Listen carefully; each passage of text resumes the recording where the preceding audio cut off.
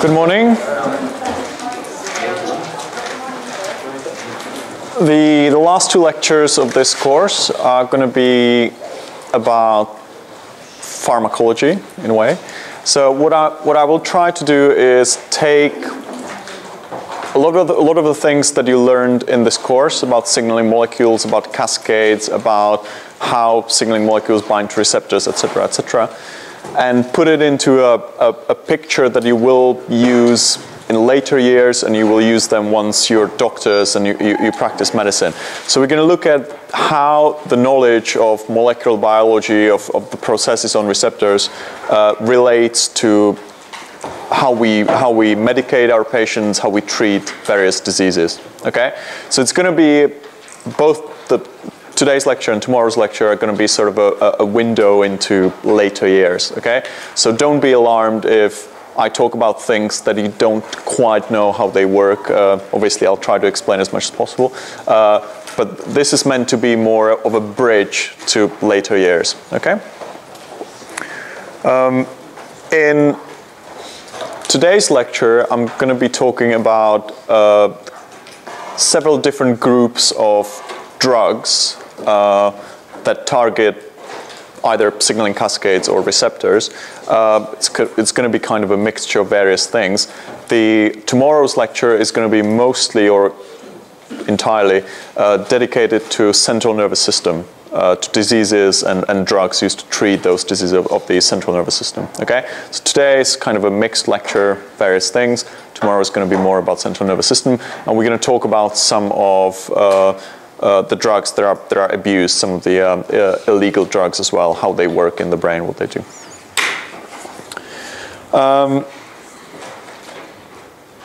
Okay, the first group of drugs that I want to talk about today are local anesthetics.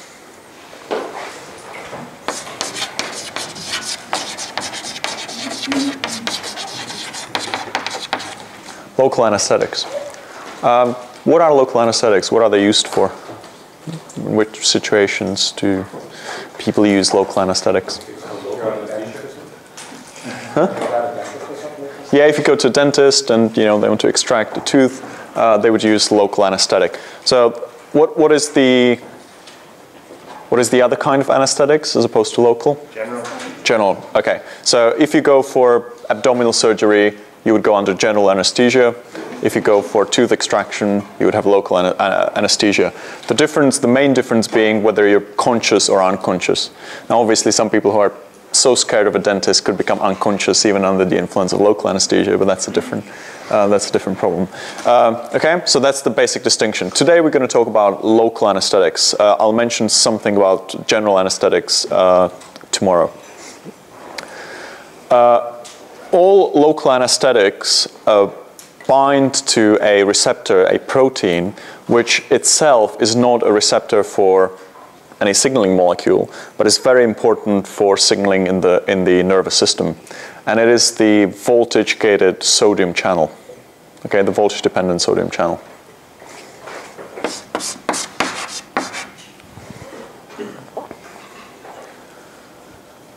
So local anesthetics block the channel, and therefore in susceptible axons they block the propagation of the action potential. Okay, so that's what they do. You inject them into a part of your body or into the jaw, near the nerve usually, and they block the transmission of signals in the nerve. Okay, that's what they do. In one of the previous lectures, we talked about another blocker of voltage-gated sodium channels. Yeah, the fugu toxin, tetrodotoxin. Okay, so that has exactly the same effect. The problem there being that it's much more active, it gets into the nerves much better than local anesthetics, and obviously its action isn't localized because we don't inject it locally, but when you eat fugu, it gets into the whole body. That's why it kills you. Local anesthetics normally don't have that effect. Okay, the first local anesthetic, would anyone know what the first local anesthetic was? It's still used, although It was cocaine. Ether is a general anesthetic. Okay, so the first local anesthetic, and as I said, still used, is cocaine.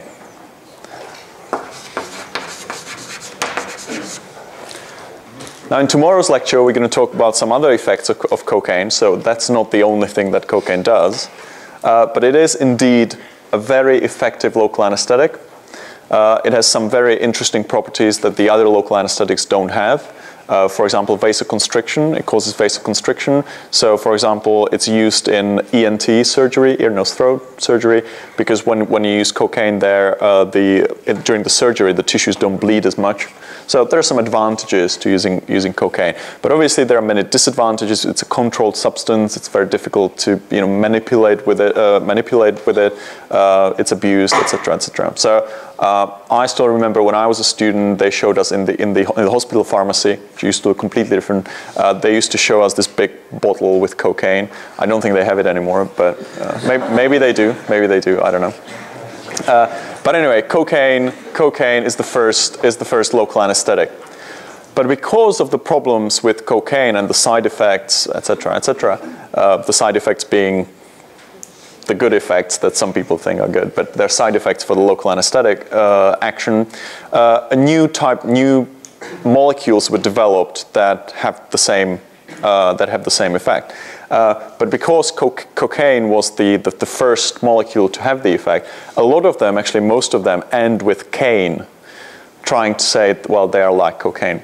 So the newer ones are, for example, lidocaine,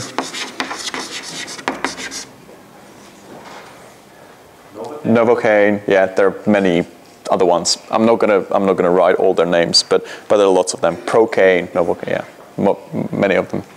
Okay. So it's enough if you remember just one of them, because otherwise they're very similar. Now, there are two interesting things about local anesthetics. First of all, unlike most of all the other drugs or signaling molecules that we have been talking about or will be talking about, they do not bind to the extracellular portion of the channel.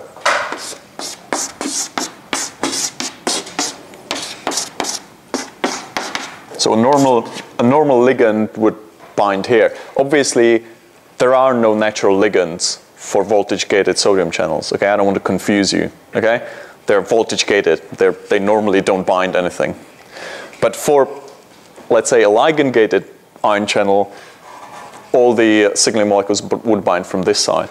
But interestingly, local anesthetics actually have to get into the cell and then bind from the inside. So they bind, the binding site is somewhere here for blocking the channel. So that's one interesting property. They need to be able to get into the cell and then bind from the inside, which actually puts some constraints on the chemical structure that local anesthetics, for local anesthetics to actually be able to do this. The other interesting thing with local anesthetics is that they do not bind to normal resting channels. Okay, if the channel is in the resting configuration, it will not. The local anesthetic will not bind to it. They only bind to open or partly inactive sodium channels. So that means that local anesthetics only work on axons that are actually sending some signals. They will not block an axon that doesn't do anything. They won't bind to it. They only bind to the ones that are actually sending some signals. Okay, so they don't bind to the resting configuration. Okay, they mostly bind to the open configuration. Quite an interesting thing.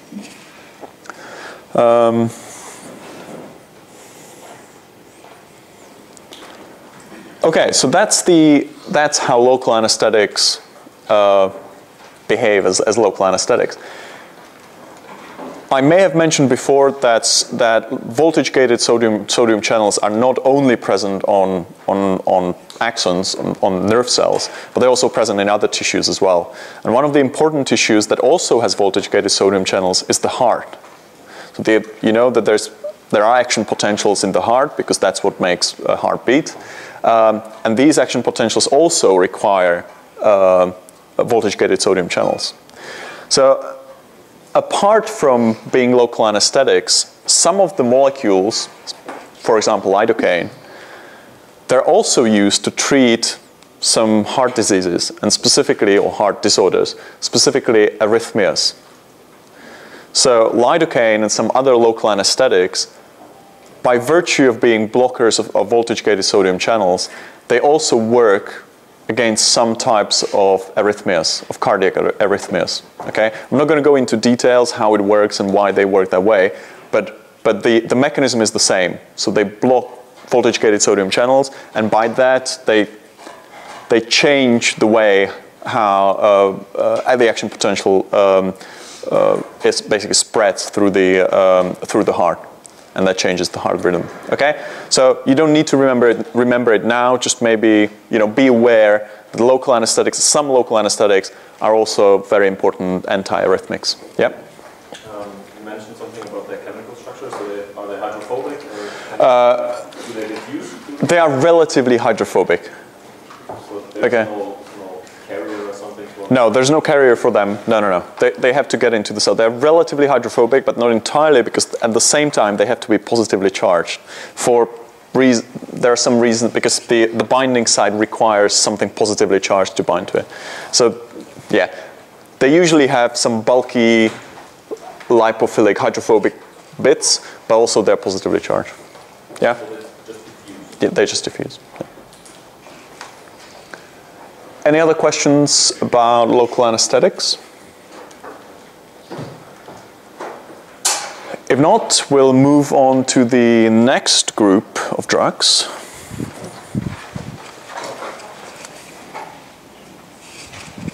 Which are, yep.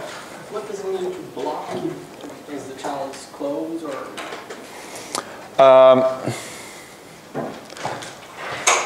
Effectively, they close. Okay, so they don't allow ions to go through, but they don't close in a way that they would get into the closed configuration. Okay, it's blocking of the channel. Okay, just imagine that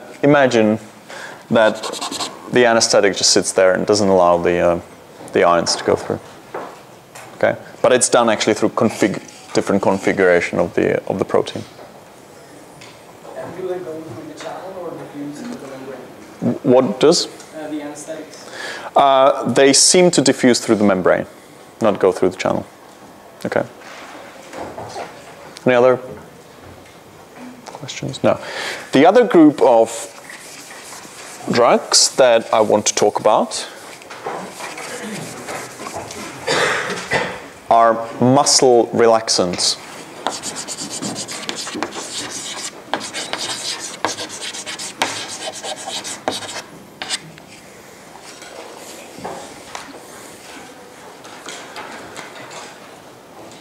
Why do we need muscle relaxants in medicine?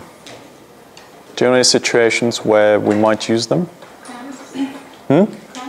Okay, for cramps, yeah, okay. Yes, we'll see that there are different kinds of muscle relaxants. Yeah, they can be used for that. They're definitely used in surgery. I'm not sure who said that. What for in surgery? I'm not sure. If you put in the general anesthesia, you have to intubate first. Okay, very good. So the biggest area of use is in surgery, and it's the twofold uses, maybe threefold. One is for artificial ventilation. When you're on artificial ventilation and you're, not completely out of it, your body would actually react against, because in artificial ventilation what happens is they blow air into your lungs, okay? Normal body would react against it and would try to fight it, okay? So we very often would either use very deep sedation or use a muscle relaxant. Okay, so that the muscles can't actually fight against it. They're used for allowing intubation, so putting the endotracheal tube into your throat so that you can be ventilated, because you need to manipulate the patient in such a way that it's easier if the muscles are relaxed completely. But also in, for example, abdominal surgery, even when the patient is under general anesthesia, there are painful stimuli. I mean, obviously, if you're cutting somebody's bowels, that's painful. Even though the patient can't feel it, the body actually reacts to the pain. And one of the reactions is or would be that the muscles in the abdomen would contract. And obviously, you know, when the abdomen is cut open, when the muscles contract, they push the bowels out, and it's just very difficult to operate on that. Okay, so muscle relaxants are used for that as well, because then obviously if the muscles are completely relaxed, they can't contract. That's not a problem. Okay, so those are some of the uses of muscle relaxants, and we'll see some other later on. Could they also be used in epilepsy, like when you have muscle contraction? In epilepsy, I'll mention the other kind of muscle relaxants, even though they're not this kind, that can be used for that. Okay, yep. Sorry, so you said artificial ventilation, abdominal, and what was the other one? The one for intubation. Intubation. Intubation. Endotracheal intubation. Okay. Right. What's the mechanism of effect of muscle relaxants? What do you think? How would you, if you wanted to completely relax a muscle so that it doesn't contract, it has no tone, nothing, how would you do it? Yep. Blocking acetylcholine. Okay, we could block acetylcholine, what?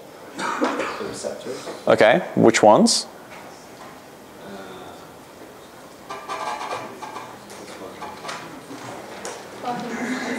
Blocking myosin. Well, let's stay with blocking acetylcholine receptors, but there's one type. Okay, which are? Okay, nicotinic acetylcholine receptors. We talked about them yesterday. You should already know them. That's the subtype that's in the neuromuscular junction. Okay, so blocking nicotinic acetylcholine receptors is one possible way. What are the other ways? You mentioned one possibility. Blocking myosin. Blocking myosin. Yeah, that could work. I don't think there's any way of doing it, but it could work. Yeah. Sure. Yeah. We could now name all the proteins that are involved in muscle contraction. They bind to those acetylcholine receptors? That's what we just talked about. Yeah. So blocking acetylcholine receptors, that's, yeah, definitely. Or we could block some of the proteins involved in contraction.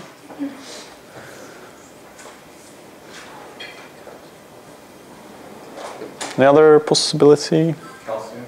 Yeah, we could block the release of calcium from the inner stores, which actually there is a drug for that. I'll mention it very briefly in the end.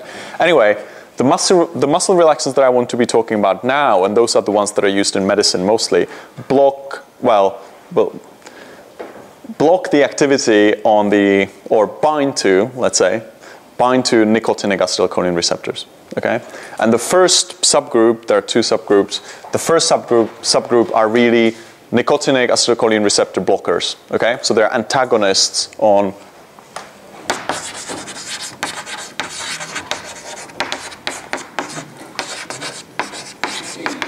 nicotinic acetylcholine receptors. Okay, so those are muscle relaxants, and it's obvious how they work. Okay, there is no transmission on the nicotinic acetylcholine receptors. There is no muscle contraction. Okay, the muscles are just completely relaxed. Now, the prototypical compound or prototypical mixture of compounds that has this effect, does anyone know? Curare? Yeah, it's curare. Okay, so that's the poison used by Amazonian Indians to kill animals or people, I guess. So curare is the first, that's how muscle relaxants were discovered, okay? Now, obviously, we don't use curare because that's an extract from plants and stuff, so it's a mixture of many chemicals. What we use is curare derivatives or specific components of it, and one of them is tubocurarine. Okay, tubocurarine. So that's the curare, that's one of the components of curare, tubocurarine. There are now newer types of these nicotinic acetylcholine receptor antagonists that have names like pancuronium, and many, many others with names similar to that, okay? They all work exactly the same way. The differences between them is the duration of effect, or, yeah, it's usually the duration of effect, really. So tubocurarin, pancuronium, many other ones. These block the nicotinic acetylcholine receptors, therefore they completely relax your muscles. Okay, does that make sense? Good. Yep. That one, Pancuronium. pancuronium, that's a derivative as well. Yeah, yeah, yeah. Interestingly, there is another way to relax muscles, and it's a paradoxical, or on the first side, it's quite a paradoxical way. Instead of using antagonists, we can actually use agonists as well. Could somebody suggest a way how to do it? Yep, or why that works? Yep. Is it a partial agonist? No, they're full agonists that cause. Stops repolarization of the cell. So Okay. it just One bind to the receptors, and then they're kind of always open or always they depolarize the cell once, or they send a signal once and then they're blocked. Yeah. Okay. You had a suggestion? Do they bind to the presynaptic? No, they bind to. We're talking about neuromuscular junction, so we're talking about the postsynaptic receptors that are on the. A good suggestion. Yeah, I understand what you're saying. It could be agonists that are on the presynaptic neurons, presynaptic receptors, so they would basically stop the release of acetylcholine. Very good suggestion. Okay, it's not how they work, but it's a very good idea. They could work like that. Anyway, the way these specific agonists work is by the mechanism that you two mentioned. So what happens is the agonist binds to the receptor and just stays there. It just sits there. It's not degraded, and I'll say something else about it. It just sits there and activates the receptor all the time. That means that the muscle cell, the skeletal muscle cell, just cannot repolarize. Okay, it's always depolarized. So in the beginning, it will contract, but since the cyclical contraction that needs some relaxation, needs to be relaxed, the cell needs to get back into the original state in order to contract again. After a while, the contraction just peters out and is relaxed. Okay? For various reasons, because the calcium channels that release calcium need to be reprimed. So basically they close and they need to be reopened after repolarization. Okay? There are several mechanisms for which repolarization is necessary. Okay, once again, let me just summarize it, okay? In a normal muscle, in a normal skeletal muscle, you get a signal, you get a contraction, well, depolarization, contraction, but in order to sustain the contraction, you have to repolarize and then depolarize again, and repolarize and depolarize again, and that basically provides sustained contraction. I mean, obviously there's a little bit of relaxation between it, but it's very short, so you continuously, yeah, just a second, you continuously contract, you pretty much continuously contract it. If you just depolarize the cell and keep depolarizing it all the time, it cannot repolarize. So after a while, the contraction stops, okay? And you can't make the muscle to contract anymore, okay? There were several questions. You had a question first, yeah? Isn't that a mechanism in the G protein that it's being activated if it's active too long? No, it's not a G protein mediated mechanism because we're talking about nicotinic acetylcholine receptors, which are iron channels.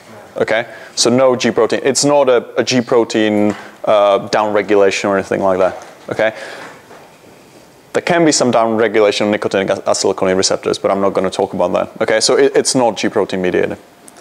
Yeah. You mentioned that the agonist isn't degraded, so how do you go back? Yeah, I'll answer that in a minute. Yeah. Why don't you wind up with muscle techniques? Yeah. Why don't you end up with muscle tetany? In a way, you start with tetany, and then that goes away as well, as there is no calcium to be released anymore. Okay?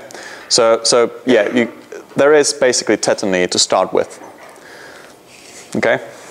Now, the only muscle relaxant that is an agonist on nicotinic receptors is called succinylcholine.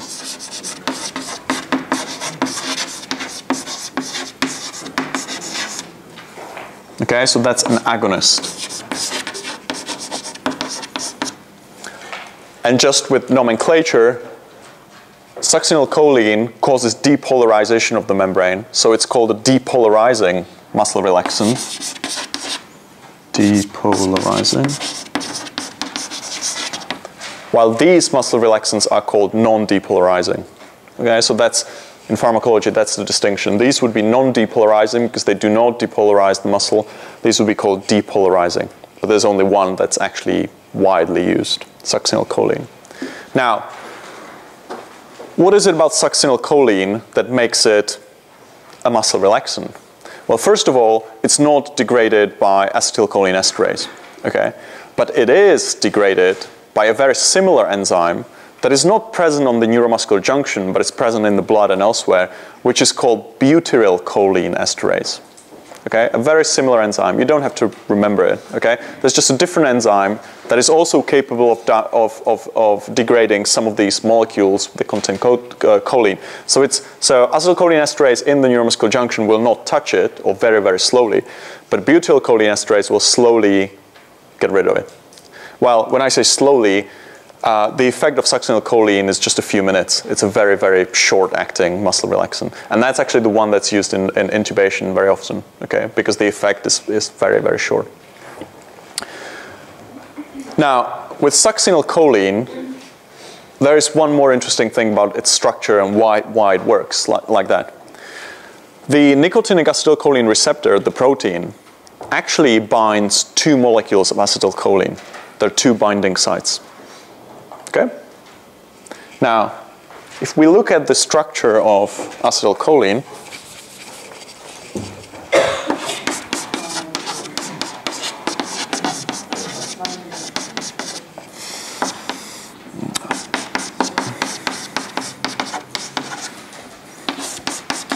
so these are 2 molecules of acetylcholine, okay? That's what we need to bind to the receptor in order to activate it. Okay? 2 molecules of acetylcholine. Now, if we do a little trick, this is 3. If we do a little trick, like so, this is succinylcholine. Yeah? This is succinic acid, succinylcholine. So succinylcholine is, in effect, 2 molecules of acetylcholine in one that bind to the receptor, activate it very nicely, and are degraded relatively slowly compared to acetylcholine. This is only exogenous, right? Oh yeah, this is a drug. Yeah, it's not a natural thing. Yeah. Okay, so this is kind of a clever way of exploiting the structure of the enzyme and the pathway of degradation, etc., etc. Okay. So basically, it's 2 molecules of acetylcholine joined together. Right?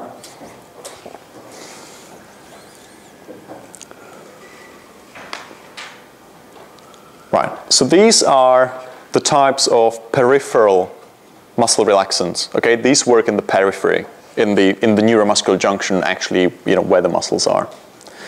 But there were some suggestions that we might need muscle relaxants for epilepsy or cramps or increased muscle tone. For example, patients after stroke very often have increased muscle tone. So the muscles are basically much harder to move because they seem to be kind of cramped all the time.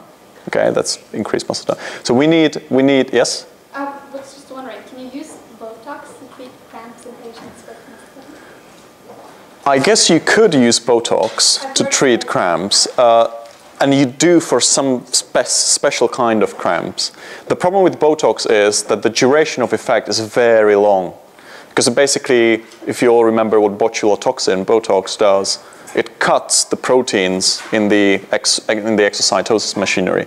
So if you cut them, you have to wait a long time before they're resynthesized, before they're rebuilt. Okay? So with Botox, the trouble is, you know, it works for a month or something like that. Okay, a very long effect. So it's used for certain kinds of cramps, like blepharospasm, so the cramp of the eyelids, where you actually inject the patient every month or something with Botox and relax it. For normal kinds of increased muscle tone or something, it's not really used, no. So for CP, What's CP? cerebral Oh, for cerebral palsy. I don't know about Botox being used there. It's possible. I don't know about that. But anyway, these are peripheral muscle relaxants, and the effect of this is that basically none of your muscles can move. Okay, you can't breathe. None of your skeletal muscle can move. Okay, the heart works perfectly fine. The smooth muscles, it has no effect. Okay, it's just skeletal muscle.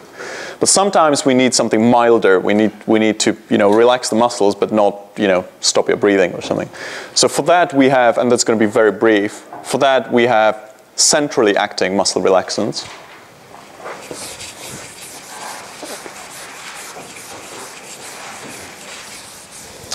And about those, I will just say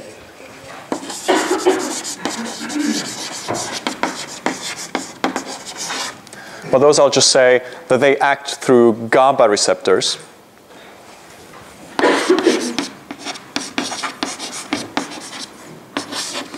You obviously remember that there are two kinds of GABA receptors, GABA A, GABA B. They both are on inhibitory. They both are inhibitory receptors, okay? So they will both, activating either of them will basically cause muscle relaxation, among other things. The drugs that act on GABA A receptors are, well, there are several of them, but the ones that work here are benzodiazepines. You've heard of benzodiazepines? Diazepam? Yeah. Benzodiazepines. And the one that works on GABA B is called baclofen. I won't say any more about GABA receptors because we're going to be talking about them tomorrow. Okay? So this is just to say, in addition to these peripheral muscle relaxants, we also have centrally acting or central muscle relaxants that work in a completely different way, and they work at a much higher level. While here we block the transmission between the nerve and the muscle, here we basically just influence the neural networks that regulate the muscle tone. Yeah? Benzodiazepines, they do not only have the muscle relaxant. No, they have many other effects. They're sedative, hypnotic. And we're gonna talk about that tomorrow. Okay, but they do have this effect as well. Okay, and they are used to stop epileptic fits as well. Right. Any questions? Yes. Yes? You said those Curare and Tubo, Yeah. They were non-polarizing. Non-depolarizing. Yeah. And this other one is Sucinylcholine, that's depolarizing. Yeah.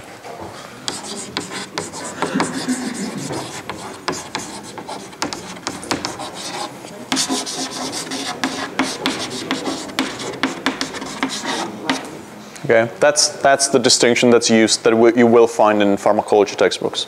Okay, non-depolarizing muscle relaxants, depolarizing muscle relaxants. Any other question? Can you just raise your hand who's talking? It's very difficult to, yeah, okay. So it's second subgroup. It's second subgroup. You said two subgroups of muscle relaxants. First one. Yes, peripheral, these two, and these are central.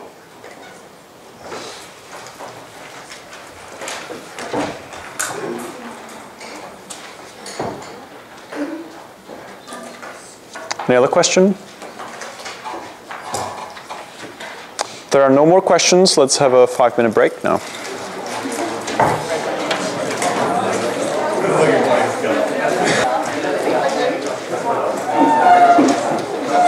Right. first of all, I've written down benzodiazepines, for those of you who've not seen it before, okay? So just so that you know the spelling. That's just a name that refers to the structure of the molecule, benzodiazepine. It's just a 7-membered ring with 2 nitrogens. So it's benzodiazepines. The other thing, there were questions about videos and MP3s. Most of the videos are already uploaded on Viuka, okay, most of them. Ones from yesterday and today should be uploaded tomorrow. And obviously the video from tomorrow's lecture is probably not going to be uploaded before Monday, I don't think. So yeah, you're not going to see that. But what about the MP3? I'll try to upload the MP3. Yeah, that's not a problem. Yeah. Okay, so most of the videos are there now. Right. Do you have any questions to the first half of the lecture? Are some of these used to decrease blood pressure? No, these are not used to decrease blood pressure because these only work on skeletal muscle, not on smooth muscle. Okay, but we'll talk about the ones that do decrease blood pressure right now.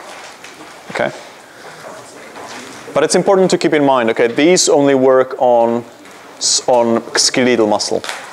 Okay, they do not relax smooth muscles. Both the centrally active and the peripherally active? Pretty much both, yes. Any other questions? No. Okay. In the second half of the lecture, we're going to spend most of the time talking about drugs that relate to the heart and blood vessels. Okay, it's going to be most of the second half. Okay, heart and blood vessels. So the first thing that I want you to think about is, imagine we need to decrease the blood pressure. Okay, we need to decrease it because you know about hypertension being a problem, so we need to decrease it. There are many different ways of doing it, so let's think about some of the ways that you can come up with. How can which receptors or which signaling cascades can we affect in order to relax, to decrease blood pressure, okay? Because there are different ways of doing it. Diuretics. Sorry? Diuretics, okay. So diuretics, does anyone know what diuretics are? Okay, these are drugs that increase urine formation, okay, excretion of liquids.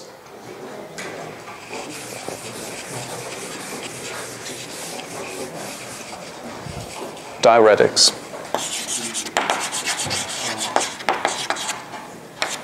Diuretics. Okay, how do you think diuretics decrease blood pressure? Decrease blood volume? Okay, well, first of all, diuretics are probably the only class of antihypertensives that I didn't want to talk about, but fair enough.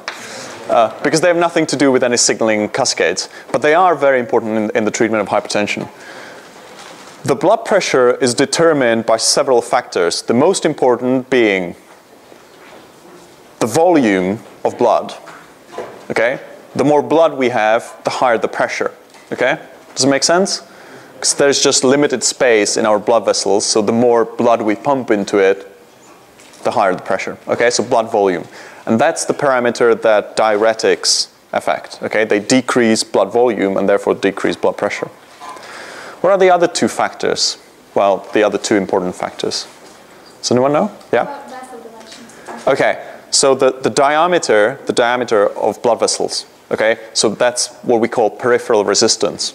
Okay, the diameter of blood vessels determines peripheral resistance, okay, of the bloodstream. Do you know how? Does it make sense? Peripheral resistance, yeah. The narrower the blood vessels are in the periphery, the bigger the resistance against pumping blood into it. Okay, so we have blood volume or circulating volume. We have peripheral resistance. Other factors? Heart. Like strength of the heart. Okay, well, first of all, heart rate and the strength of contraction. Basically, what we're interested in is how much blood can the heart pump in a minute, which is a combination of heart rate and how much it pumps. Okay, so that's called cardiac output. I'll just write down the things. the point of this lecture is not to understand the regulation of blood pressure, just to understand how some of the signaling cascades can influence these things. So we had volume, cardiac output,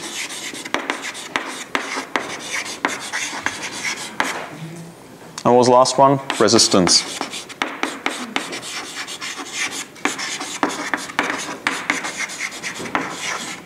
Okay? And the cardiac output is a combination of heart rate and the strength of contraction. Okay? How much blood pumps with every systole. Okay? So these three parameters, among others, these are the most important parameters that determine blood pressure. So with diuretics, we change the volume. Okay? Very good, but that's all we're going to say now because there's no signaling involved there. What other ways do we have to affect, to influence any of these? Adrenaline? Cardiac? Adrenaline? Adrenaline for. Oh, okay. Okay, for lowering, yeah. Never mind. That's for high rate. That's right. So adrenaline would cause higher heart rate, will increase heart rate, will increase the strength of contraction. So we need something to counteract the effect of adrenaline. Alpha-1 receptor antagonist. Okay, so let's start. That's the first concrete suggestion. Let's start with alpha-1 blockers.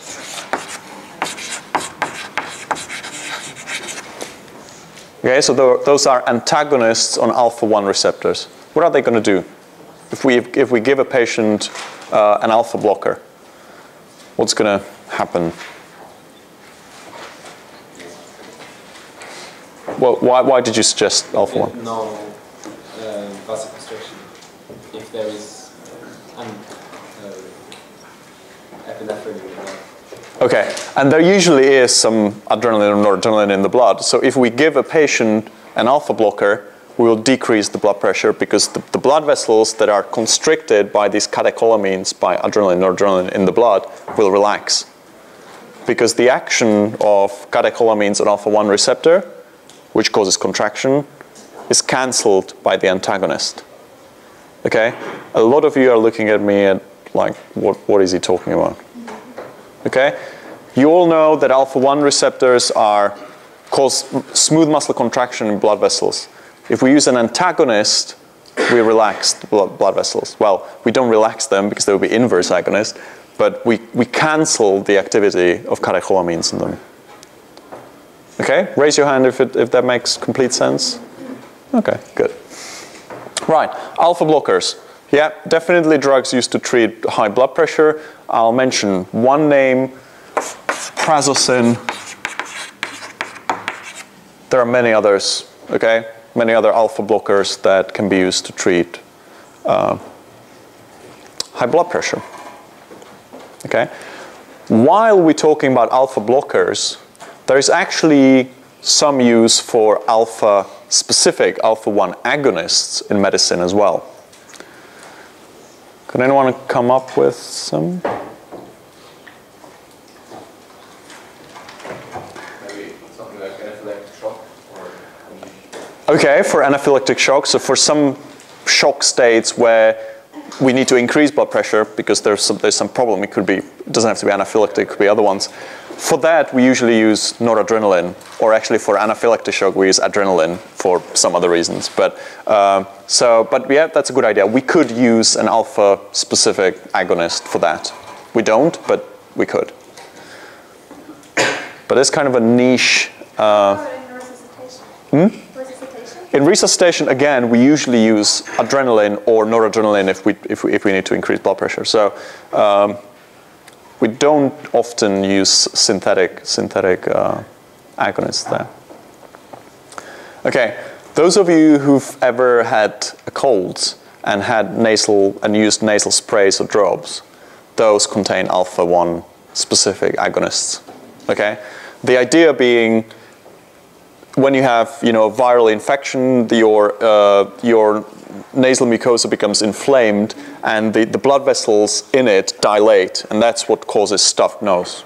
Okay, so if you spray in, or if you add some alpha-1 agonist, it will constrict those blood vessels, and you can breathe through your nose.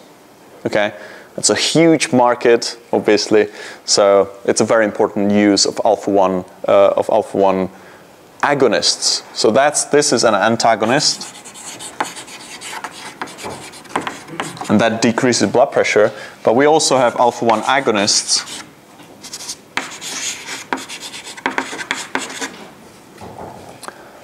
And I'll mention two of them. Phenylephrine, very often used Sudafed, and depends which countries you're from, but yeah. Or oxymetazoline. Okay, nafazoline, there are many other ones. Okay, so these are alpha-1 agonists, phenylephrine and oxymetazoline. Once again, one is enough, okay? One antagonist, one agonist. It's useful. Right, so that's a very specific use of alpha-1 agonists, and a very obvious use for alpha-1 antagonists for decreasing blood pressure. Okay? Yes? One question. Did you say that alpha-1 blockers and alpha-1 agonists can both decrease the blood pressure? No. So just Alpha-1 blockers decrease blood pressure by dilating blood vessels. Alpha-1 antagonists constrict blood vessels, so they would increase blood pressure, but that's not what they're used for, generally. What they're used for is, getting rid of stuffed nose. Yeah? So these are antagonists, these are agonists. And the agonists are in nose sprays? And these are used for... Oh, yeah, absolutely. But you said constrict vessels, so how can you get an open nose? Because the inflamed mucosa, the stuffed nose is that the mucosa, the lining of the nose, the blood vessels are dilated, and as they dilate, first of all, they push the mucosa, but also they release a lot of liquid into the interstitium, okay? So that's stuffed nose. If you constrict the blood vessels, you get rid of most of that, okay? I don't really want to go into details. What does prednisone do? Doesn't it dilate even more if it's an antagonist? A what? The first one, the antagonist. That's not Yeah, you wouldn't want to use that, yeah. I don't think anyone, you can't even get it, but yeah.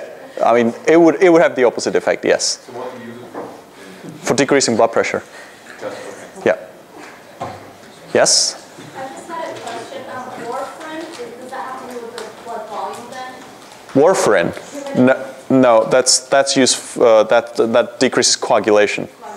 Okay, that's. Doesn't it also have to do With volume? No, not really. I mean, it does have something to do with volume, because if you cut yourself and you're on warfarin, you're going to bleed out. You're going to, So, but otherwise, no, it doesn't affect blood volume. Isn't it, but maybe not volume, but isn't it used for blood pressure as well? No. For lower high blood pressure? No. No. It is used in patients that may have high blood pressure, but have other conditions for which you would use warfarin. Okay. Right, so we had alpha-1 blockers, an obvious way to decrease blood pressure. What other ways do we have? Thinking about the signaling cascades about the receptors that we talked about. Yeah? How about nitric oxide? Nitric oxide. Okay, a good suggestion. We could use nitric oxide. How does it work? Just very quickly. Okay, it causes vasodilation. How? We talked about that. Okay, so it activates guanylate cyclase, cyclic GMP, PKG, which then phosphorylates myosin light chain, which you don't need to know. Okay, so we could use nitric oxide, this nitric oxide pathway, to dilate blood vessels. So we can do that in two ways. One is actually use some nitric oxide donors, some drugs that make nitric oxide. Okay?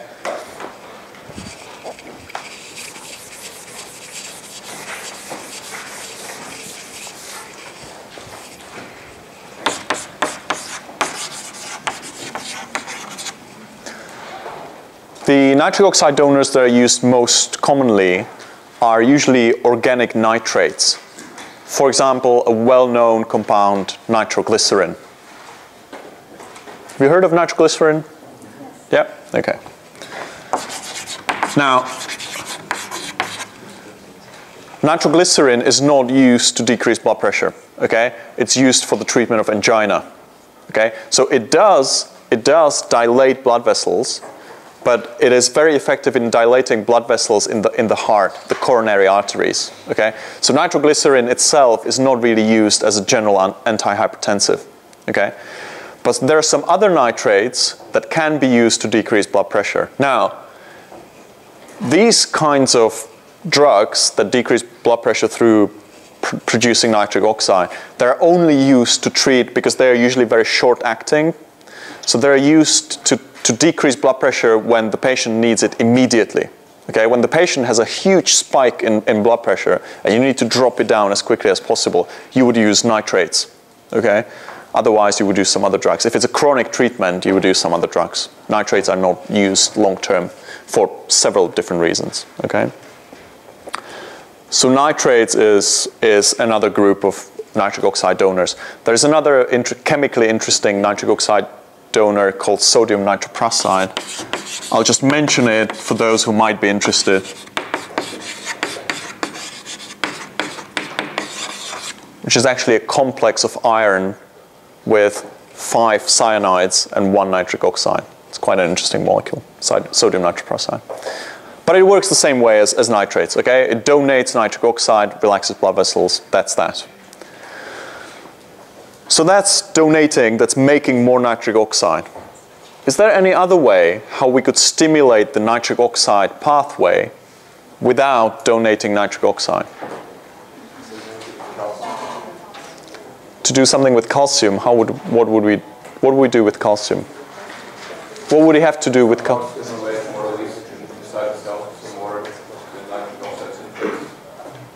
Oh, I see. Okay. Okay. The problem with increasing calcium levels is that increasing calcium levels in smooth muscle will cause contraction. So you have to be careful there about. But we'll talk more about calcium. But I'm asking specifically. There's the nitric oxide signaling pathway. We can either increase its activity by having more nitric oxide, but there's some other ways as well. Yeah? You block the degradation of cGMP. Very good. You could block the degradation of cGMP. How do we do that? What enzyme degrades cGMP? A phosphodiesterase. Okay, and there's a specific one for cGMP actually. So that's right. We could stimulate this pathway. We could cause vasodilation by inhibiting the phosphodiesterase that breaks down cGMP. Now, indeed, that is a workable solution. But in fact, inhibitors of phosphodiesterase are used in modern medicine in a more niche, in a more specific indication. Does anyone know any drug that? Viagra? Yeah, it's Viagra. Okay. So the compound, the generic name is Sildenafil. Sildenafil, Viagra. Okay, Sildenafil. And that is a specific inhibitor of the cGMP phosphodiesterase, actually a specific subtype of cGMP phosphodiesterase. Okay? Now, sildenafil was actually being developed as an antihypertensive drug. Okay? So the logic behind it that we just went through is perfectly valid. Okay? Inhibiting cGMP-specific phosphodiesterase should decrease blood pressure, and it actually will at certain values, at certain doses. But during the clinical trials, it was found that the effect, especially in smaller doses, is quite localized, and yeah, and that's what allowed Pfizer, who came up with this drug, to make probably millions of dollars. But the idea is like that. As far as I know, there are no other phosphodiesterase inhibitors that are used as antihypertensive agents, as blood pressure lowering agents. But the thinking is very good, and indeed there are drugs that do that. Right. So we had alpha-1 blockers. We had this whole nitric oxide story. What other ways of decreasing blood pressure do we have? Yep. RAAS What inhibitors? RAAS. Renin-angiotensin. Yes, I'll just say by far the biggest group, the most commonly used antihypertensives, well, next to diuretics or with diuretics, are inhibitors of an enzyme that's called angiotensin-converting enzyme that produces a very strongly vasoconstrictive hormone called angiotensin. And that's related to the renin-angiotensin system. All I'm going to say, that's all I'm going to say about that, okay? A huge group of drugs, but that is outside of the signaling cascades that we've been talking about. Okay, so I'm going to leave this completely out. But you're right. That's a very important group of antihypertensive. Yep. Beta-1 receptors to decrease the heart rate? Could you block beta-1 receptors? You could indeed. Okay. Could you explain what that would do? Decrease the heart rate? But what? Probably be a bit dangerous. No, I don't know. Well, it can be dangerous, of course, as actually most drugs can be dangerous, okay? So you always have to be careful. But no, that's a very good way of decreasing blood pressure. By antagonizing beta-1 receptors, which, as you all will recall, are in the heart, and they increase, their activation increases heart rate. So if we block that, if we antagonize it, we'll decrease heart rate, we will decrease cardiac output, and therefore we'll decrease blood pressure. Okay, and here we come to the group of drugs that somebody already mentioned, beta blockers. Okay.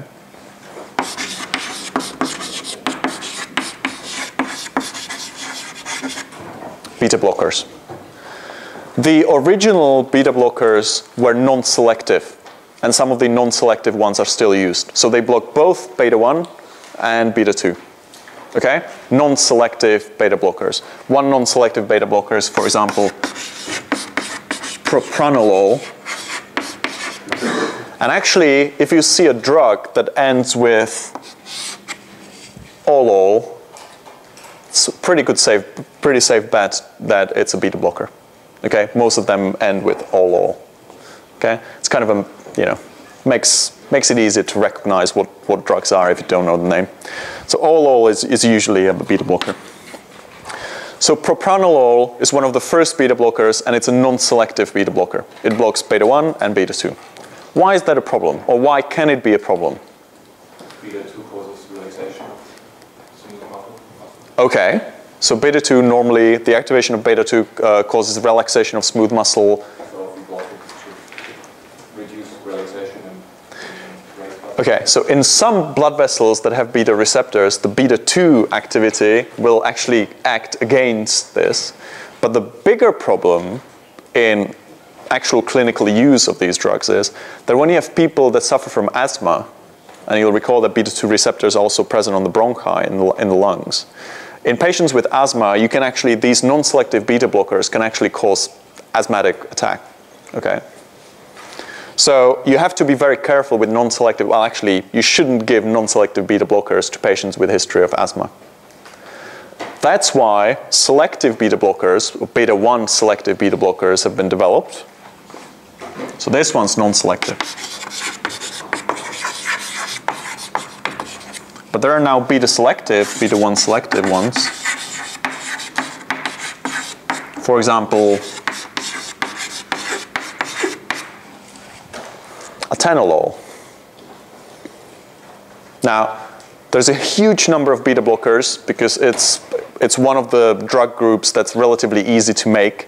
And so every pharma company wants to have at least 5 of them. So, there's so many names, and they all have slightly different properties. So later on, you'll see that there are just tons of them. Now, these 2 are enough. Okay. So correct beta blockers, or specifically beta-1 blockers, are one way of decreasing blood pressure through decreasing the cardiac output. Very good. Are there any risks with eating the beta-1? Say again? Are there any risks of eating beta-1 selectively?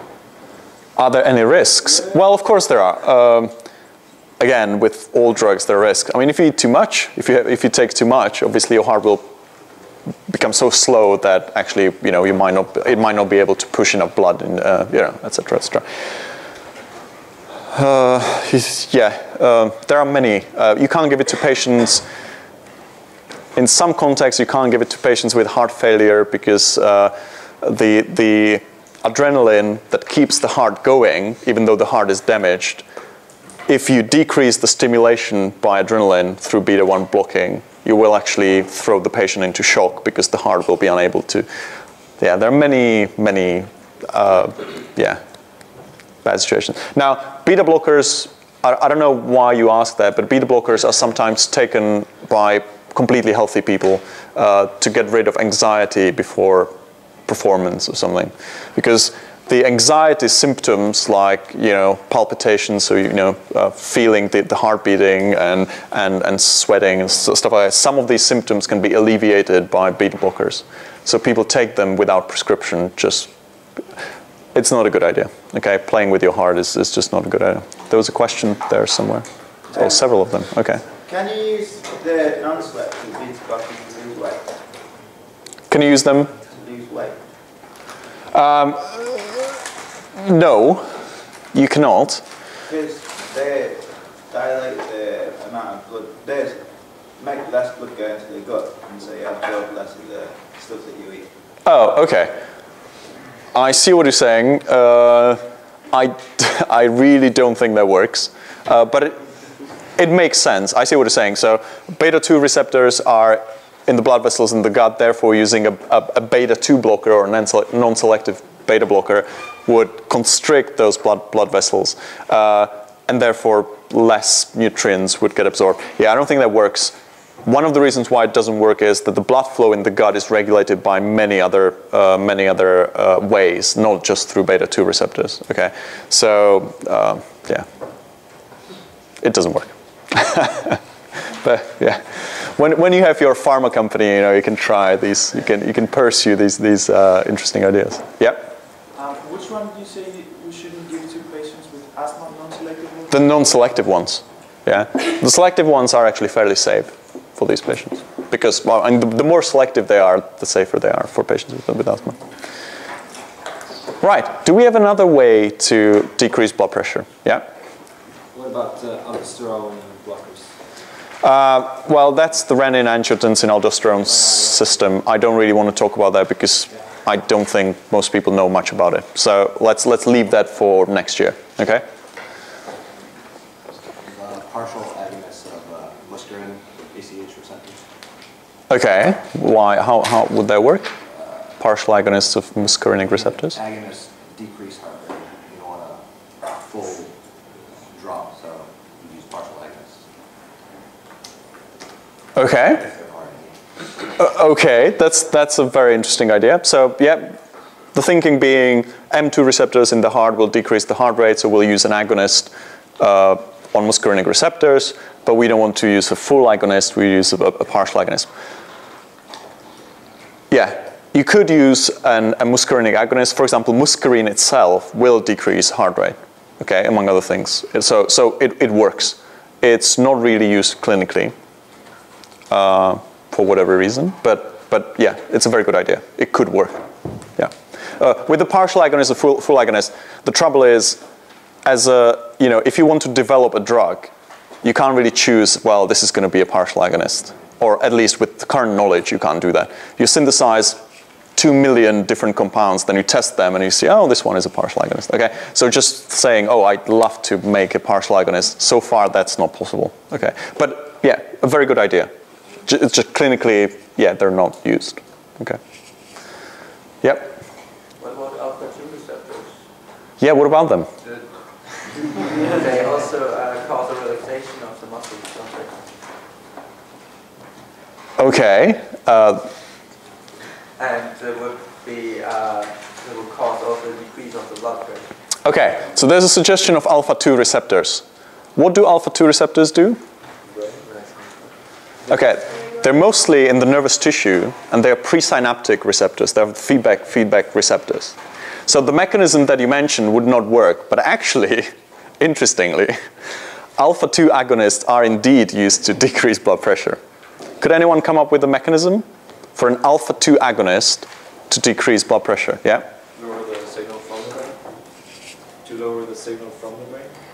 Well, basically, yes. So the blood pressure is also regulated, through the adrenal glands, etc. It's regulated by the brain, at least partly. okay?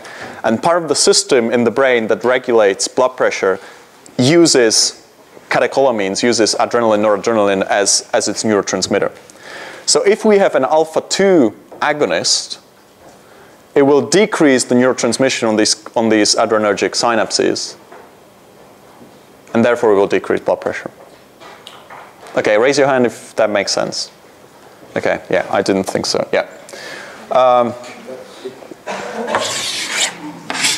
So this is a noradrenergic or adrenergic synapse in the brain. And this synapse is responsible for increasing blood pressure by many mechanisms, increasing the heart rate, releasing adrenaline from the adrenal glands, all sorts of, okay? We're now looking at the highest level of regulation, okay? So this synapse, when it's activated, blood pressure goes up, okay? So it uses noradrenaline or adrenaline, whatever. But we have alpha-2 receptors on the presynaptic neuron, which are feedback receptors. So when adrenaline binds to these receptors, it decreases the release of noradrenaline on the synapse. Okay? So we can use alpha-2 agonists to decrease blood pressure through this mechanism. So it's they're centrally acting antihypertensives. Okay? The alpha-2 agonist that's used for that is called clonidine. Clonidine. And it's a centrally acting antihypertensive agent. So excellent idea, even though the mechanism was completely different. But indeed, you could use alpha-2 agonists to decrease blood pressure. Very good. Right. Yes? Could you use beta-2 agonists as well? If you could use beta-2 agonists to decrease blood pressure, possibly. Beta-2 agonists are used for something, well, for treating asthma actually, and I might talk about it a bit more. I don't think the ones that are used are selective enough to actually decrease blood pressure. So yeah, a very good idea. I don't think it works with the ones that we have. Okay, but in theory it could. Yeah, because you would dilate blood vessels in at least some of the tissues. Yeah. Right. In order to move on a bit quicker, there's one more way of doing it, and some people started talking about it here. Something to do with calcium. Okay, smooth muscles need calcium in order to contract. So what we could do, we could just block the intake of calcium into the smooth muscle, and thereby we would block the contraction of those smooth muscles. Now, that wouldn't work with skeletal muscle. Skeletal muscle, I think we mentioned it before, it keeps all its calcium inside it. Okay, it keeps its calcium in the sarcoplasmic reticulum, in mitochondria, and elsewhere. Okay, in the smooth muscle, the smooth muscle cell needs to get the calcium from the outside. So what we can do, we can block the intake of calcium, and therefore will relax the smooth muscle. And the drugs that we use for that are calcium channel blockers.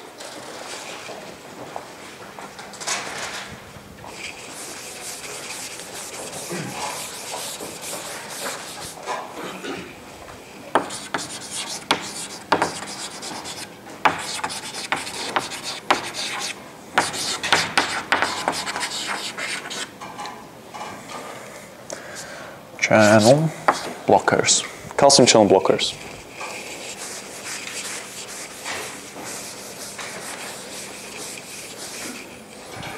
The calcium channel blockers work, the general idea is that they should work on blood vessels only, okay, on smooth muscle only. And the ones that do indeed is, for example, nifedipine works mostly on blood vessels, or almost entirely on blood vessels, by the mechanism that I mentioned. Nifedipine, Nifedipine, okay? Nifedipine blocks calcium channels, relaxes blood vessels. There are other groups or other types of calcium channel blockers that work on blood vessels, but also work at least partly on the heart. Because I said that skeletal muscle keeps all its calcium stores inside. Smooth muscle needs all its pretty much all of its calcium from the outside. The cardiac muscle is somewhere in between. Okay? It has some of its calcium stored, some of the calcium needs to come from the outside. So the heart is also sensitive to some calcium channel blockers. Not so much to nifedipine, but some of the other ones it's also sensitive to. And blocking calcium channels in the heart will once again decrease heart rate and will decrease the strength of contraction, so we will increase cardiac output. Calcium channel blockers, first of all, act directly on blood vessels, but some of them can also at the same time act on the heart. And these two mechanisms will decrease blood pressure. Okay? Calcium channel blockers.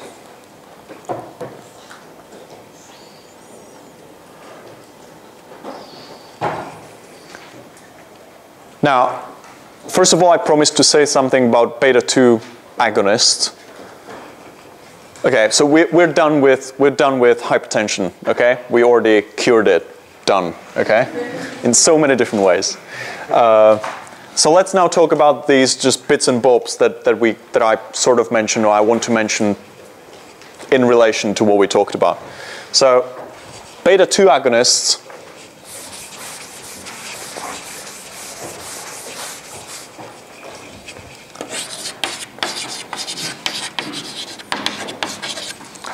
are used only to treat asthma. Okay, so if a person has asthma, the bronchi are constricted, they can't breathe. They inhale. Usually, they inhale a beta-2 agonist, which relaxes the bronchi, and the asthma is stopped. I'll just mention one name for beta-2 agonist. Well, maybe two. We'll see.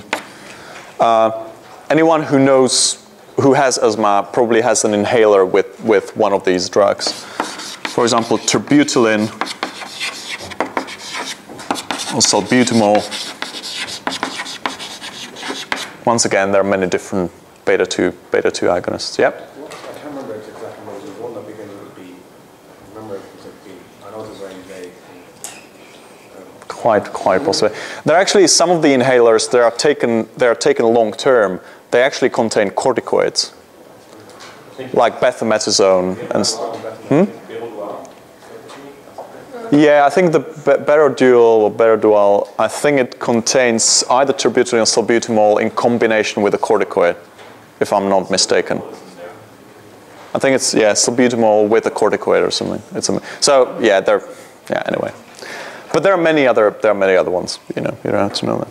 So that's just to have we had beta-2 antagonists, or rather beta blockers, non-selective. So here we have beta agonists. Since we had beta-1 antagonists, beta blockers, we should mention some beta-1 agonists as well.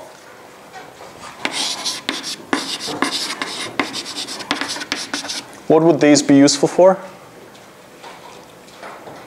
Beta-1 agonists?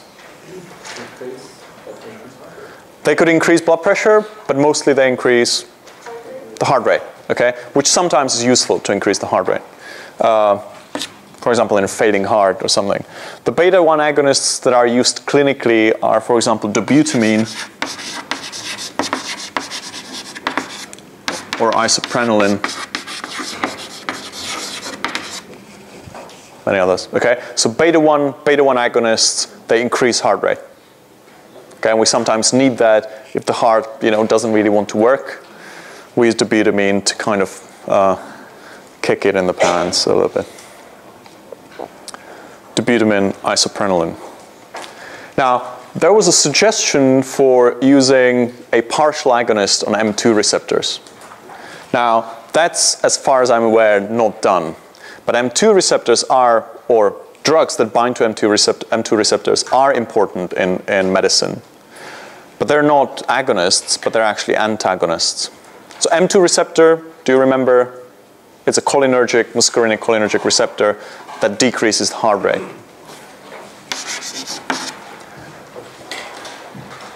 Sometimes you will see patients that for some reason have very low heart rate. Okay? It's called bradycardia, very, very low heart rate. Okay? Caused by many things. one ways by which we can increase heart rate is through beta-1 agonists. But the other way, and especially for some types of bradycardia, we could use M2 antagonist. Okay? So beta-1 agonist and M2 antagonist will do the same thing, in a way.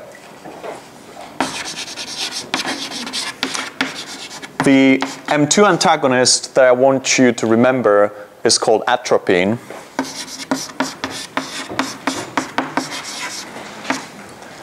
And in fact, atropine is an antagonist on all muscarinic receptors. Okay? So atropine will be antagonistic on all muscarinic, on all M receptors. All muscarinic receptors are antagonized by atropine. So you can give an injection of atropine to a patient that has bradycardia, and the heart rate should go up, depending on the cause of bradycardia.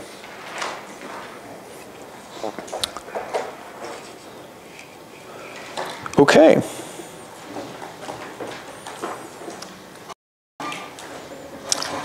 I was going to talk about histaminergic receptors and antihistamines, but we can do that tomorrow. Okay? Do you have any questions now?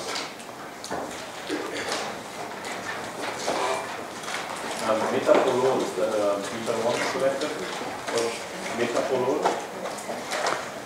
Could you? Beta blocker, is that beta-1 selective or is that? Or which one? Which one did you say? Metabolol, I don't know. You don't know? No. Okay.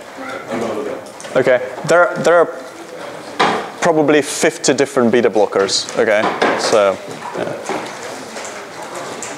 Yeah. Yep. Just one more minute. Summarize like a bit of the alpha-2 antagonist in the synapse. Okay. Alpha-2 receptors are presynaptic receptors. Their role is to detect how much neurotransmitter, how much adrenaline or noradrenaline has been released into the synapse, and by feedback inhibition, decrease the next release. Okay? So activation of alpha-2 by the intrinsic, by the just released neurotransmitter inhibits further release. Okay? So what we do is we make a specific ligand just for this receptor, we give it to a patient, and the synapse basically thinks that a lot of neurotransmitter is being released, but in fact there is none. Yep. Yes? Aren't you supposed to give us 2 of the M2 antagonists? No? One is enough, I think. Oh, plenty. Yeah. I don't even know another one, actually. I don't think there is another one. Okay. Yeah? You said that the M2 works on all... One more minute. There's another question. You said that the M2 works on all the M channels. Atropine is an antagonist on all muscarinic receptors. They're not channels, they're muscarinic receptors. They're G protein. Yeah. Wouldn't that affect the acetylcholine glands? It will indeed. And that's not good, right? It's not a problem if your heart is failing. Then you don't mind very much that your eyes will be dry. But it is indeed. Yes, there are side effects in all sorts of glands. Yeah, of course. Yeah. Okay, I'm not sure because one very last thing, which actually will be useful for the test. Because I'm not entirely sure whether I told you already or whether it was the Czech students, because I'm getting things mixed up because I have the same lectures for both groups. I would like you to know for the receptors that I mentioned, I would like you to know one agonist and one antagonist. Okay? Did I tell you or? No. No, okay. So that's probably something you should know, okay? So for the ones that I mentioned, you should always know one agonist and one antagonist. Okay? And what about that sheet that you said you were going to put up? I'm going to put it up today, okay? And which will have all the information that you need to know for the test, okay? So it will be in the sheet, but just to make it clear, okay? I want you to know one agonist, one antagonist. And then you mean the name of the medication? Yes, yeah. So you know, whatever. Dobutamine, propranolol, okay? Beta-1 antagonist, agonist. Okay.